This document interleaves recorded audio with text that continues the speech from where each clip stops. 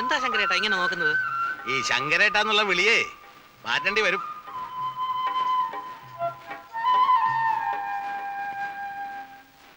എനിക്ക് അവനെ പണ്ട് മുതലേ ഇഷ്ടാ. കുടുംബത്തിന് വേണ്ടി ഇങ്ങനെ കഷ്ടപ്പെടുന്ന പിള്ളേരെ ഇക്കാലത്ത് കണ്ടുകിട്ടാൻ വിഷമാ. അവിടെ ഭാഗ്യമാണ് ഈ ബന്ധമെന്ന് കരുതിയാ മതി. എനിക്കെന്തോ ഇതത്ര വലിയ ബന്ധമായിട്ടൊന്നും തോന്നുന്നില്ല. കാര്യം ഗൾഫിൽ പോയി കുറച്ച് കാശുണ്ടായി കാണും. പക്ഷെ ആ കാശെല്ലാം ഒരു വീട് പണിഞ്ഞ് തീർത്ത് വെച്ചിരിക്കല്ലേ. തന്നെയല്ല, ഇപ്പൊ കല്യാണ കാര്യത്തിൽ ഗൾഫുകാർക്ക് പൊതുവേ മാർക്കറ്റ് സ്വല്പ ഡിമ്മ. ആ മാർക്കറ്റ് ഒന്നും മുരളിയുടെ കാര്യത്തിൽ നോക്കേണ്ട ആവശ്യമില്ല. അതെ, പിന്നെ നോക്കാതെ കല്യാണം കഴിഞ്ഞാൽ പെണ്ണ് നോക്കാൻ ചെറുക്കനൊരു ജോലി വേണ്ടേ? മുരളി ടൗണിൽ എന്തോ ബിസിനസ് തുടങ്ങാൻ പോകണമെന്ന് പറഞ്ഞിരുന്നു. എന്തോന്ന് ബിസിനസ്? Video shop. സ്ഥലമൊക്കെ കണ്ടു കഴിഞ്ഞു. നിനക്കൂടെ എന്താ കാര്യം? പോയി പഠിക്കടാ. ഓടാവിടുന്ന്. അങ്ങനെ ഇരതിരിച്ചന്വേഷിക്കൊന്നും വേണ്ട. അവൻ നല്ലവനാ. നമ്മുടെ രമയെ നോക്കാനുള്ള തൻ്റെ ഇടമൊക്കെ അവനുണ്ട്. നമുക്കിത് അധികം വയ്യാതെ നടത്താം. എനിക്കിപ്പോ കല്യാണമൊന്നും വേണ്ട. അതെന്താ? എനിക്ക് പഠിക്കണം. പഠിച്ചോ. കല്യാണം കഴിഞ്ഞ ഉടനെ പഠിപ്പ് നിർത്തണമെന്ന് നിയമമൊന്നുമില്ലല്ലോ. അല്ല, കല്യാണ കാര്യം പറയുമ്പോ എല്ലാ പെൺകുട്ടികളും പറയുന്നതായത്. അല്ല, എനിക്കിപ്പോ കല്യാണം വേണ്ട. കൊഞ്ചാതെ പോടിയപ്പുറത്ത്. മകരത്തിന് മുമ്പ് നടത്തേണ്ടി വരുവോ? വരുവടാ. എനിക്കിപ്പോ കല്യാണം വേണ്ടെന്നല്ലേ പറഞ്ഞേ? അധികം സംസാരിക്കൊന്നും വേണ്ട. കല്യാണം നടത്തണോ വേണ്ടോന്ന് ഞങ്ങളെല്ലാം ചേർന്ന് തീരുമാനിക്കും. ഞങ്ങൾ ആണുങ്ങൾ തീരുമാനിച്ചോളാം കേട്ടാ. എനിക്ക് പഠിക്കണം. പേടിക്കാതെ രമേ, എന്നായാലും വേണ്ടതല്ലേ. എനിക്കിപ്പോ കല്യാണം വേണ്ട. ഞാൻ എഴുന്നേറ്റ് വന്നൊരു കുത്തങ്ങ് വെച്ചിരും കേട്ടോ ആസത്തെ. വെറുതെ നിന്ന് ചിണുങ്ങണ്ട. ഒരു നല്ല കാര്യം പറഞ്ഞുകൊണ്ടിരിക്കുന്നതിനിടയില.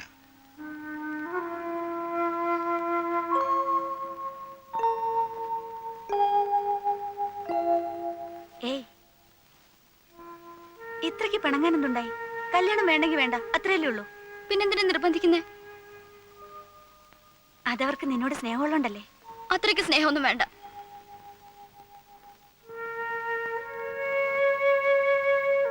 ഏട്ടത്തി, ഒരു മുഖലക്ഷണം പറയട്ടെ. നിന്റെ മനസ്സിൽ മറ്റാരോ ഉണ്ട്.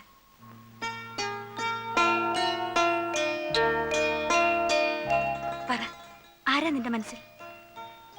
ധൈര്യമായിട്ട് പറ. നിന്നെ ആരും ഒന്നും ചെയ്യില്ല. നോക്ക്, ഏട്ടത്തി നിന്റെ കൂടെയാ. നിന്റെ ഇഷ്ടത്തിനെതിരായി പ്രവർത്തിക്കാൻ ഞാൻ ആരെയും സമ്മതിക്കില്ല. പറ മോളെ.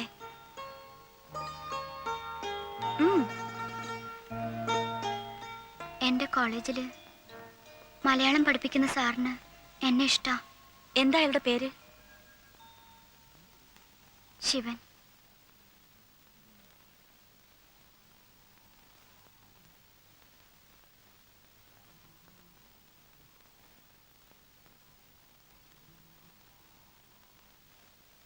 ഉറങ്ങിയോ?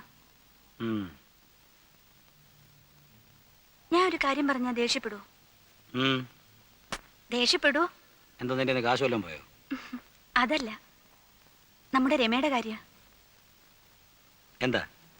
പിന്നെ കേട്ടാ ബഹളം വയ്ക്കരുത്. ഇല്ല, നമുക്ക് പറഞ്ഞ് ശരിയാക്കാവുന്നേ ഉള്ളൂ. നീ കാര്യം പറ.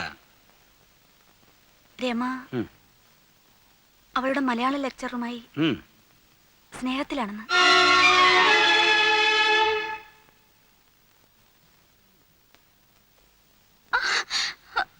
കൊല്ലും ഞാൻ.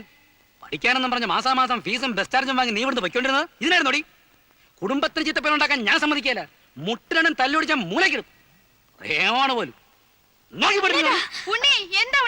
എന്താണോ എടുത്ത മണ്ടലോടത്ത് വെക്കേ?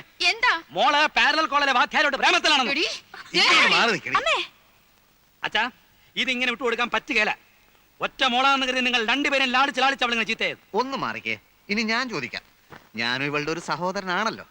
എടി, അവൻ ആരാണ്? അവന്റെ പേരെന്താണ്? നാടെവിടെയാ? ഇത് തുടങ്ങിയിട്ട് എത്ര നാളായി? ഇങ്ങനെ ബഹളം വെച്ചാൽ എങ്ങനെയാ അയൽവക്കക്കാരെ കൂടെ അറിയിക്കണം? അറിയില്ലടി, ചോദിക്കാനും പറയാനും ഇവിടെ ആണുങ്ങളുണ്ടോ? നാളെ അറിയട്ടെ. ഇവളുടെ നാളെ മുതൽ നീ കോളേജിലും പോണ്ട, ഒരു കുന്തത്തിലും പോണ്ട. ഈ വീട്ടിൽ ഇന്ന് വരെ ആരും ഇങ്ങനെ ഒരു നാണക്കേട് ഉണ്ടാക്കിയിട്ടില്ല. അല്ല, എനിക്ക് ആദ്യം പോലെ സംശയം ഉണ്ടായിരുന്നു. ഉണ്ണിയേട്ടൻ നേരം വിളിക്കട്ടെ.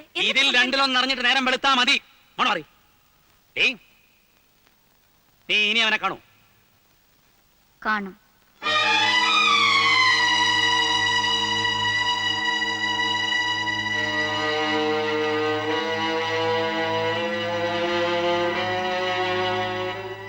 ഞങ്ങൾ തമ്മിൽ അടുപ്പാണ്. ഞാൻ കല്യാണം കഴിക്കുന്നുണ്ടെങ്കിൽ അദ്ദേഹത്തെ മാത്രമായിരിക്കും. ആരെതിർത്താലും എന്തൊക്കെ പറഞ്ഞാലും.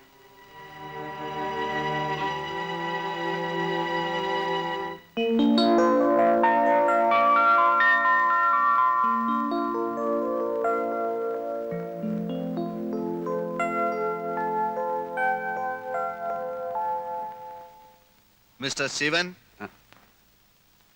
മിസ്റ്റർ ശിവൻ ആരാണ്? എന്താ? സ്വല്പം പേഴ്സണലാണ്. ഒരു മിനിറ്റ് മാഷേ.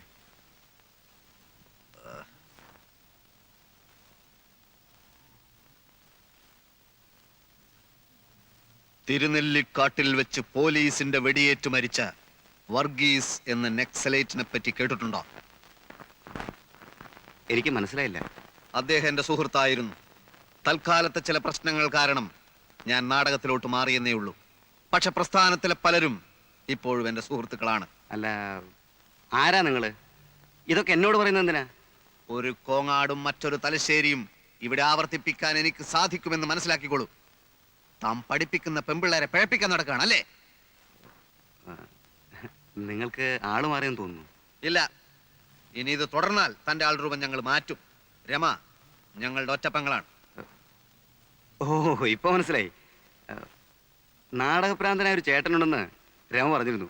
പേര് ചന്ദ്രൻ തെക്കേ മുറി അല്ലേ? അല്ല, പ്രേമം വടക്കേ മുറി. ആ, അത് തന്നെ. ഏതോ ഒരു മുറിയുള്ള കാര്യം അറിയാമായിരുന്നു. നിങ്ങളുടെ പുതിയ നാടകത്തിന്റെ പേര്? ശാന്തി മുഹൂർത്തം. ആ, ഏതോ ഒരു മുഹൂർത്തം. അത് കാണേണ്ട ഗതികേട് എനിക്കുണ്ടായി. നിങ്ങളുടെ റോളും ശരിയായില്ല, അഭിനയം മഹാബോറും. ഇപ്പോ റിഹേഴ്സൽ നടന്നുകൊണ്ടിരിക്കുന്ന നാടകത്തില് എനിക്ക് നല്ല റോളാണ്. ഞാൻ കലക്കും. എനിക്ക് പ്രതീക്ഷയില്ല. ഇല്ലേ, വേണ്ട. പ്രേമിക്കുന്നെന്ന് പറഞ്ഞ് എന്റെ പെങ്ങളുടെ പുറകെ താൻ ഇനി നടക്കരുത്. സുഹൃത്തെ, ഞാൻ എഴുതിയ ചില കവിതകളിൽ കടന്നു വരാറുള്ള തത്വങ്ങളെ കുറിച്ചാണ് എനിക്ക് ഓർമ്മ വരുന്നത്. ലോക സമസ്ത സുഖിനോ ഭവന്തു, മാ ഫലേഷു കഥാചന. സ്നേഹമാണ് അഖിലസാര മൊഴിയിൽ എന്ന് വെച്ചാൽ ചിറകറ്റ പക്ഷിക്കു ചിറകുമായി നീ ഇനി പിറകെ വരല്ലേ വരല്ലേ. അവസാന യാത്ര പറഞ്ഞു നീ ഇനിയും വരല്ലേ വരല്ലേ. നീ തന്നെ ജനനവും സന്ധ്യേ, നീ തന്നെ മരണവും സന്ധ്യേ. നീ തന്നെ ജനനവും നീ തന്നെ മരണവും നീ തന്നെ സന്ധ്യേ. ചിറകറ്റ പക്ഷിക്കു ചിറകുമായി നീ ഇനി പിറകെ വരല്ലേ വരൽ. ഹലോ. എന്താ? ഈ പാരലൽ കോളേജിൽ പഠിപ്പിക്കുന്ന ഒരു ശിവനുണ്ടല്ലോ, പുള്ളിയുടെ വീട് ഏതാ? ഇത് തന്നെ. ഇത് തന്നെയാണോ? ഇത് തന്നെയാ, സംശയിക്കണ്ട. കോളേജിലൊക്കെ വെറുതെ പോകുന്നതല്ലേ. മൂപ്പർക്ക് എന്തിനാ ജോലി? അമ്മയ്ക്ക് ആ കൂടെ ഒറ്റ മകൻ, കണ്ടമാനം സ്വത്തും. നമ്മൾ ആരാണാവോ?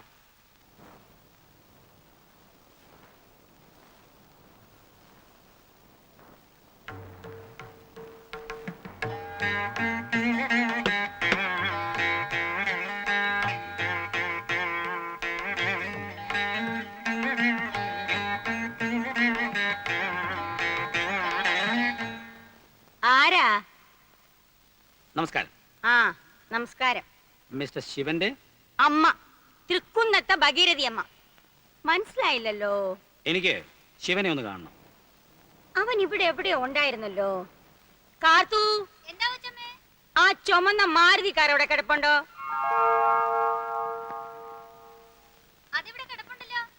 നീല അംബാസിഡറോ? ആ, എന്നാ അവൻ ടൗണിൽ പോയതാവൂല. ഇവിടെ അടുത്തെങ്ങാനും പോയതായിരിക്കും. ഇരിക്കൂ.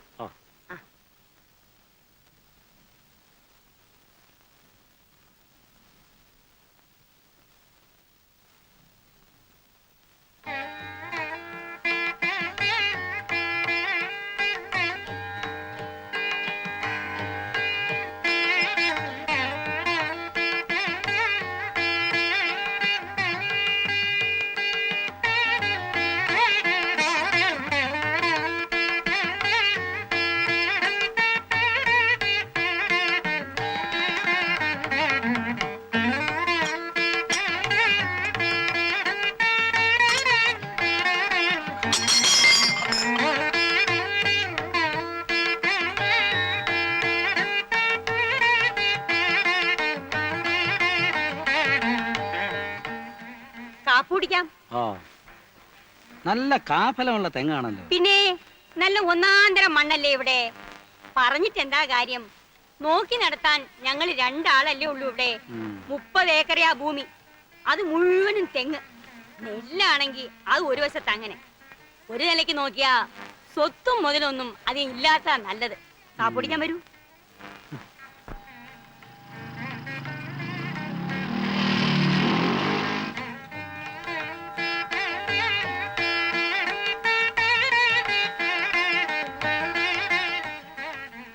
രമയുടെ ചേട്ടനല്ലേ? ബാങ്കിൽ വെച്ചൊരിക്കാൻ കണ്ടിട്ടുണ്ട്. വരൂ, അകത്തിരിക്കാം. അമ്മേ,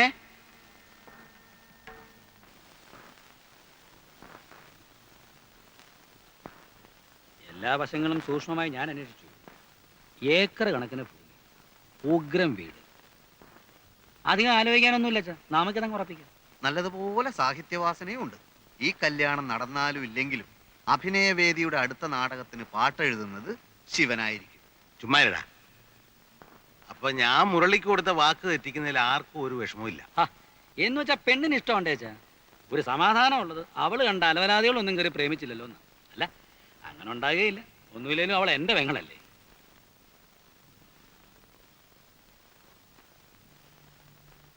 എന്നാലും നമ്മൾ മനസ്സിലൊന്ന് ഉറപ്പിച്ചിട്ട്. അച്ഛാ, മുരളിയുടെ കാര്യം ആലോചിക്കുമ്പോ എല്ലാവർക്കും വിഷമമുണ്ട്. പക്ഷെ അവക്ക് ഇത് തന്നെ മതി എന്ന് പറയുമ്പോ പ്രായക്കുറവിന്റെ അടുത്തിയാട്ടത്തിൽ പെൺകുട്ടികൾ അതൊക്കെ പറയും. നമ്മൾ വേണം മനസ്സിലാക്കി കൊടുക്കാൻ. ഇതങ്ങനെ മനസ്സിലാക്കി കൊടുക്കാൻ പറ്റുകയല്ല. പ്രേമത്തിന് കണ്ടില്ലെന്ന് അച്ഛൻ അറിഞ്ഞൂടെ? അത് ശരിയാ. ചുവരെടുത്ത്, ഒളിച്ചോട്ടം, ആത്മഹത്യ, എതിർക്കാൻ പോയ ഇതൊക്കെ ആയിരിക്കും ഫലം. അതുകൊണ്ട് നമുക്കിത് എതിർക്കണ്ട അച്ഛാ. നീ എന്താ ഒന്നും മിണ്ടായിരിക്കുന്നേ? എനിക്കൊന്നും അറിഞ്ഞൂടാ. നിങ്ങളൊക്കെ എന്ത് തീരുമാനിക്കുന്നോ അതെനിക്കും സമ്മതാ.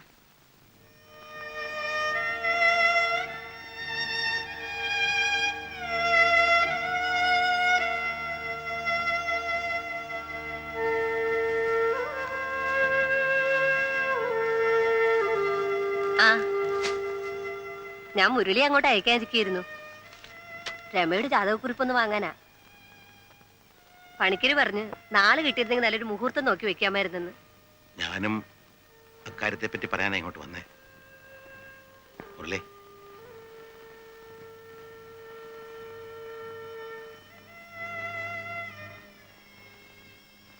മക്കള് വളരുമ്പോ അച്ഛനമ്മമാർക്ക് ഒരുപാട് പ്രതീക്ഷകളുണ്ടാവും. അവരതിന് വില കൽപ്പിക്കാണ്ടാവുമ്പോ മനസ്സ് വിഷമിക്കും. അങ്ങനെ ഒരു അവസ്ഥയിലാണ് ഇപ്പൊ ഞാൻ. പെൺകുട്ടിയായിട്ട് എനിക്ക് രമ മാത്രമേ ഉള്ളൂ. അതുകൊണ്ട് അവളെ ഞാൻ കുറച്ചധികം ലാളിച്ചു. സ്വന്തമായ ഒരു തീരുമാനം എടുക്കാനുള്ള തൻ്റെ ഇടം അവക്കുണ്ടായത് ഞാൻ മനസ്സിലാക്കിയില്ല. മുരളി ക്ഷമിക്കണം. അവള് ഒരാളെ ഇഷ്ടപ്പെടുന്നുണ്ടത്രേ. ഞാൻ ഊഹിച്ചു. അടിച്ചും ശാസിച്ചും മക്കളുടെ മനസ്സ് മാറ്റിയെടുക്കാൻ എനിക്കറിയില്ല മുരളി. ശങ്കരേട്ടൻ വിഷമിക്കുന്ന എന്തിനാ? സാരമില്ല. അല്ലെങ്കിൽ തന്നെ ഞാനാകെ കൺഫ്യൂഷനിലായിരുന്നു. ചെറുപ്പം മുതലേ ശങ്കരേട്ട, അമ്മണിയെടുത്തി എന്നൊക്കെ വിളിച്ച് ശീലിച്ചിട്ട് ഇങ്ങനൊരു ബന്ധം ആവുകയാണെങ്കിൽ എന്ത് വിളിക്കും എന്നൊക്കെയുള്ള ഒരു പ്രശ്നം. ഏതായാലും അത് ഒഴിവായി കിട്ടിയല്ലോ. പണ്ട് ഇങ്ങനൊരു ബന്ധത്തെക്കുറിച്ച് തമാശയായിട്ട് പറയുമ്പോഴൊക്കെ ഞാൻ കേശവൻകുട്ടിയോട് പറയും, താൻ വാക്കുമാറുമെന്ന്. ഇപ്പൊ വാക്കുമാറിയത് ഞാനാ. വിട്ടുകള ശങ്കരേട്ട, അതൊന്നും പ്രശ്നമാക്കണ്ട. പിന്നെ അച്ഛനും ശങ്കരേട്ടനും കൂടി പറഞ്ഞ കാര്യം ഇനിയും വേണമെങ്കിൽ നടത്താം. നിങ്ങളുടെ സ്റ്റാറ്റസിന് കുറവാകുമെന്ന് കരുതിയിട്ടാ. പ്രേമന് ഇഷ്ടമാവുമെങ്കിൽ ഇന്ദുവിന് വിവാഹം കഴിക്കാം. അവൻ ഒരു നാടകക്കാരനല്ലേ, സ്ഥിരമായിട്ടൊരു വരുമാനം ഇല്ലാതെ. അതിനെന്താ, ഇനി അതുണ്ടാവില്ലെന്ന് പറയാൻ പറ്റില്ലല്ലോ. പ്രേമനെ മാത്രമല്ല, ശങ്കരേട്ടൻ, ആ കുടുംബം, ബന്ധം, അത്രയും ഞാൻ നോക്കിയുള്ളൂ. പ്രേമന് സമ്മതമാണോ എന്ന് അന്വേഷിക്കൂ. ഇന്ദുവിന് ഇഷ്ടമാകും. അവളെ അധികം ലാളിക്കാതെ വളർത്തിയത്. ഇഷ്ടക്കേടുണ്ടായിട്ടല്ല, പക്ഷെ ഇത്ര പെട്ടെന്നൊരു കല്യാണം. ഇപ്പൊ തന്നെ പോയി കെട്ടണ്ട. ഉറപ്പ് കഴിഞ്ഞ് നിശ്ചയിച്ച് മുഹൂർത്തം കണ്ടുവച്ച്. അതല്ല, സിനിമാക്കാരെപ്പോഴാ വിളിക്കാന്നറിയില്ല. ഞാൻ പെണ്ണ് കെട്ടിയവനാണെന്ന് നാനയിലോ ചലച്ചിത്രത്തിലോ മറ്റോ ന്യൂസ് വന്നാൽ എന്റെ ഇമേജ് ഇടിയും. സ്ത്രീ ഓഡിയൻസിന്റെ ഇടയ്ക്ക് എന്റെ മാർക്കറ്റ് പൊളിയും. ഇവൻ വിഡ്ഢിയാന്ന് ഞാൻ പറയുമ്പോ നീ വിശ്വസിക്കാറില്ലല്ലോ. ഇപ്പൊ എന്ത് തോന്നുന്നു? ദൈവകൃപ കൊണ്ട് ഒരു സിനിമാക്കാരനും ഒരു കാലത്തും എന്റെ നിന്നെ വിളിക്കുകയില്ല. അതെനിക്ക് ഉറപ്പാ. ചിലപ്പോ വിളിക്കുമായിരിക്കും. എടാ, സ്ഥിര വരുമാനമില്ലാത്ത നിന്റെ കൂടെ പെണ്ണെ അയക്കുന്നതിന് ആ വീട്ടുകാർക്ക് സ്തുതി കൊള്ളണം. നാടക ലോകത്ത് എനിക്കുള്ള പേര് ചേട്ടൻ അറിയില്ലേലും അവർക്കറിയാം. ഞങ്ങളുടെ വയലേലകളിൽ കിളികൾ പാടുന്നു എന്ന നാടകത്തിന്റെ വീഡിയോ കാസറ്റ് ദുബായിൽ ഇറങ്ങി. അത് അവനും കണ്ടിരിക്കും, ചുമ്മാ അതൊന്നും അല്ല. ആവശ്യമില്ലാത്ത കാര്യങ്ങൾ പറഞ്ഞപ്പോ സമയം കളയണ്ട. പ്രേമന് ഇന്ദുവിന് ഇഷ്ടമാണോ അല്ലയോ? ആ എടാ, 2 കല്യാണം ഒരുമിച്ച് നടത്തിയാൽ ചെലവ് അത്രയും കുറയും. അതുകൊണ്ടാ. അല്ല അതല്ല, സിനിമയിലെ ചാൻസ്. മണ്ണാൻ കട്ടി ഒന്ന് പോടാടും. ചേട്ടൻ ചൂടായിട്ട് കാര്യമൊന്നുമില്ല.